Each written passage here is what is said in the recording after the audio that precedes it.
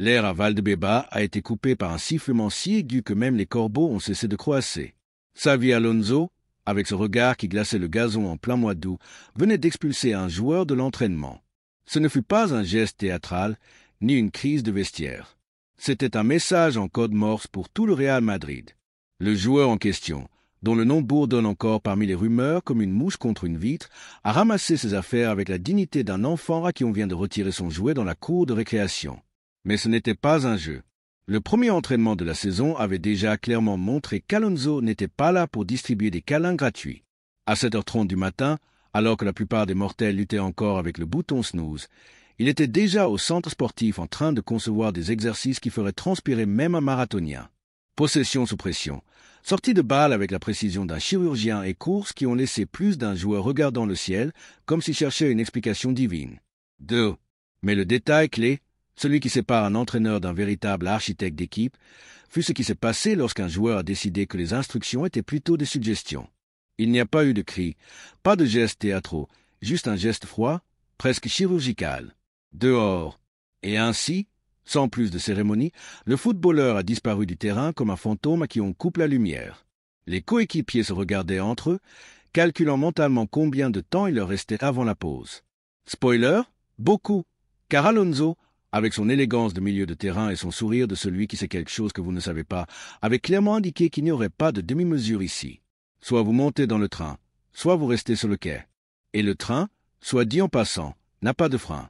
Le joueur expulsé n'était pas n'importe qui, bien que le nom soit encore gardé sous clé et 3 cadenas. Les indices pointent vers quelqu'un qui, depuis des mois, danse sur la corde raide entre les blessures et les mauvaises performances. Imaginez une Ferrari au garage plus de jours que sur la piste et vous comprendrez pourquoi la patience s'épuise.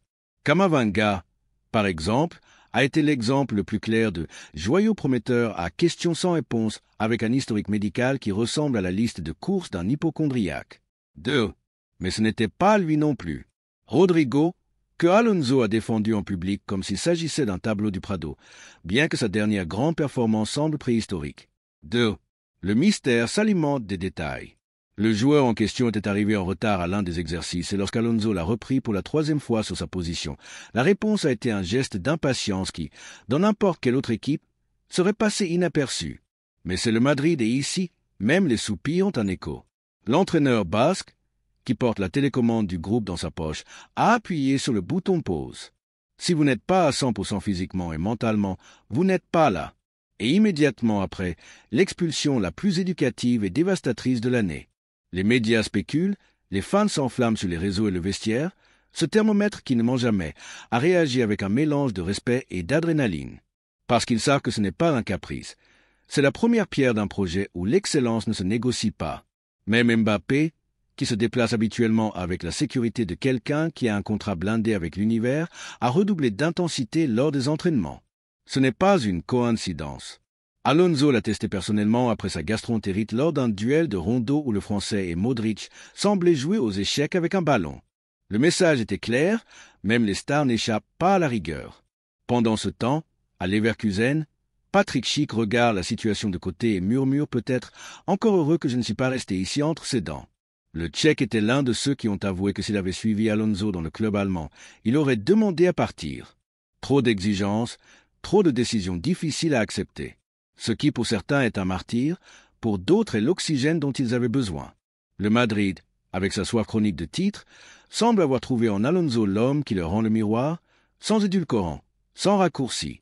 Alors, chers spectateurs, si vous pensiez que le football moderne était dominé par des sourires de compromis et des gestes vides, aujourd'hui Xavi Alonso a planté un drapeau au XXIe siècle avec des méthodes du XXe siècle. Et ce n'est que le premier chapitre. Si vous êtes curieux de savoir quel joueur a franchi la ligne rouge et comment cette histoire se terminera, abonnez-vous, car ce qui vient ne sera pas une nouvelle, ce sera une légende. Et pour ceux qui doutent encore de savoir si ce Madrid est fait d'une autre pâte, une dernière information. Alors qu'Alonso disait à son adjoint que demain, il soit là 1 heure plus tôt. Ni punition ni rancune, car dans cette équipe, même les avertissements sont une invitation à être meilleur. Et si cela ne vous accroche pas, vérifiez votre pouls. C'est de l'élite, c'est le Real Madrid. Le silence dans le vestiaire pesait plus qu'une dalle de béton. Le joueur, encore avec ses crampons à la main et la respiration haletante, n'avait pas prononcé un seul mot depuis qu'il avait franchi la porte. Ni un reproche, ni une excuse. Seulement le craquement de ses bottes sur le sol et le son métallique de son casier en s'ouvrant. Les coéquipiers qui étaient déjà à l'intérieur faisaient semblant de ne pas regarder, mais tous le faisaient. Certains avec curiosité, d'autres avec ce mélange de soulagement et de culpabilité de celui qui sait que cela aurait pu être lui. Mais aujourd'hui, heureusement, ce ne fut pas le cas. Sur le terrain, l'entraînement a continué, mais avec une tension différente. Chaque passe, chaque mouvement portait maintenant un poids supplémentaire, comme si le gazon était devenu de plomb. Modric, toujours le plus expérimenté et sage, a pris les commandes avec ce calme que seuls ceux qui ont tout vu possèdent. Il dirigeait, corrigeait, encourageait, mais même dans ses yeux, toujours si difficile à lire, il y avait une lueur d'avertissement. C'est sérieux. Pendant ce temps, sur le banc, l'équipe technique d'Alonso ne laissait échapper aucun détail. Chaque geste, chaque regard perdu, chaque soupir de fatigue était noté mentalement. Il ne s'agissait pas d'espionner, mais de comprendre, car dans le football, comme à la guerre, la discipline n'est pas seulement obéir, mais croire. Et si quelqu'un ne croyait pas, il fallait savoir pourquoi. Le joueur expulsé, assis maintenant sur le banc avec une serviette sur la tête, semblait être sur une autre planète, peut-être en train de repasser mentalement chaque erreur, chaque moment où il aurait pu faire les choses différemment. Ou peut-être simplement en attendant que l'horloge indique l'heure suffisante pour pouvoir partir sans que personne ne voie son visage.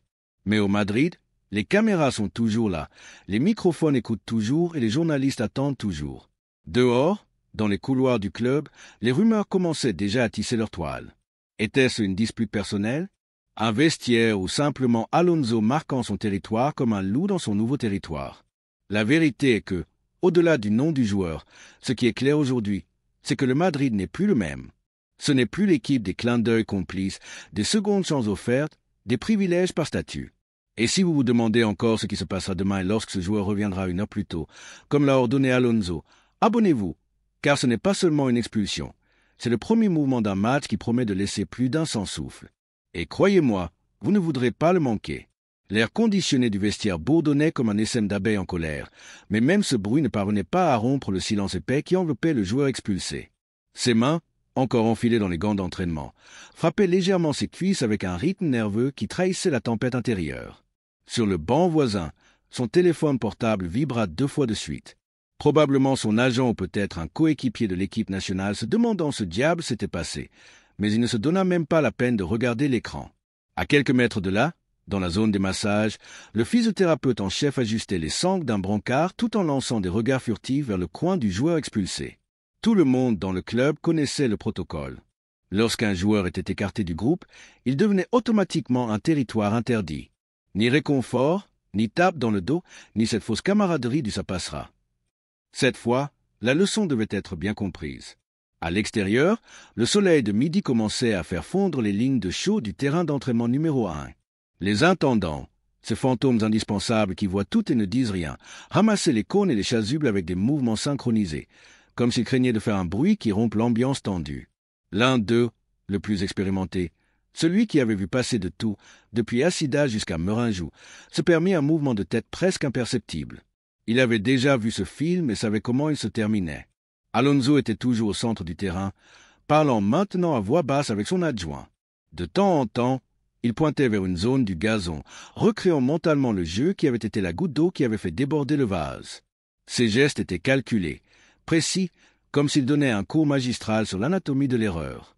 À ses côtés, le préparateur physique consultait sa montre sportive, cet artefact qui en sait plus sur les joueurs que leur propre mère, et notait quelque chose dans un carnet. Les données ne mentaient pas et aujourd'hui, elles avaient prononcé une sentence. Dans la tribune, Florentino Pérez restait immobile, mais maintenant il avait la jambe croisée et un doigt frappant lentement le bras de son siège. C'était sa manière de battre la mesure comme un chef d'orchestre qui attend le moment exact pour entrer. Derrière lui, discrètement camouflé parmi les ombres, le directeur sportif maintenait une conversation chuchotée au téléphone. Non, ce n'est pas transférable. Du moins, pas encore. On pouvait à peine l'entendre. Chaque mot tombait comme une dalle de béton sur le futur immédiat. Pendant ce temps, dans le parking souterrain, les voitures de luxe restaient alignées comme une armée en attente. Le véhicule du joueur expulsé, une Audi RS6 noir mat qui attirait habituellement l'admiration de tous, semblait aujourd'hui n'être qu'un simple morceau de métal.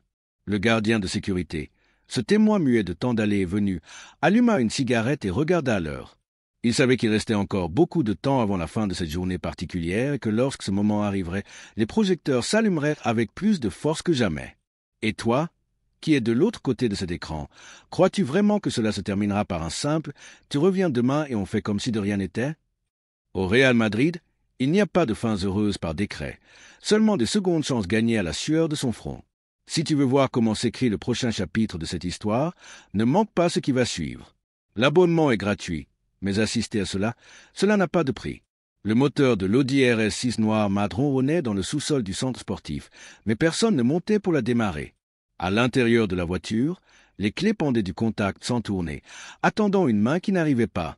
Le système multimédia montrait 3 appels manqués du même préfixe international, un signe clair que la nouvelle avait déjà traversé les frontières.